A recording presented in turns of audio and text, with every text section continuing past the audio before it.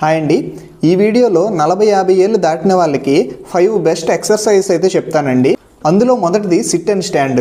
చిన్నప్పుడు మనం ఆడుకునే వాళ్ళం కదా, కూర్చొని నించోవడం, నడుస్తున్నప్పుడు వచ్చే తోలటం అవ్వచ్చు, కూర్చొని లెగలేకపోవడం అవ్వచ్చు, ఇలాంటి ప్రాబ్లమ్స్కి ఇది బెస్ట్ ఎక్సర్సైజ్ అండి. అది వాకింగ్. షుగర్ పేషెంట్స్కి వాకింగ్ అనేది చాలా మంచి ఎక్సర్సైజ్ అండి. ఫాస్ట్గా నడవటం అనేది ఇంకా మంచిది. సో డైలీ ఒక 10 నిమిషాలు నార్మల్గా నడవండి, ఆ తర్వాత 10 నిమిషాలు కొంచెం ఫాస్ట్గా నడవండి. దానివలన బీపీ అలాగే హార్ట్ అనేది రెండు కూడా హెల్తీగా ఉంటాయి. మూడో ఎక్సర్సైజు పాదాన్ని ముందుకి వెనక్కి ఆడించడం. ఈ ఎక్సర్సైజ్ వలన బ్లడ్ సర్క్యులేషన్ బాగా జరిగి కాళ్ళ తిమ్మిర్లు అలాగే అరికాళ్ళ మంటల్ని అవాయిడ్ చేయొచ్చు. నాలుగో ఎక్సర్సైజు మడాల్ని పైకి లేపి 2 నిమిషాల పాటు నించోవడం. దీనివలన కాళ్ళ పిక్కలు అనేవి బలపడతాయండి. కాళ్ళ పిక్కల్ని సెకండ్ హార్ట్ అని కూడా అంటారండి. ఎందుకంటే హార్ట్ ఎంతైతే బ్లడ్ని పంప్ చేస్తుందో కింద నుంచి పైకి పిక్కలు కూడా అంతే ఫాస్ట్గా బ్లడ్ని అయితే పంప్ చేస్తాయండి.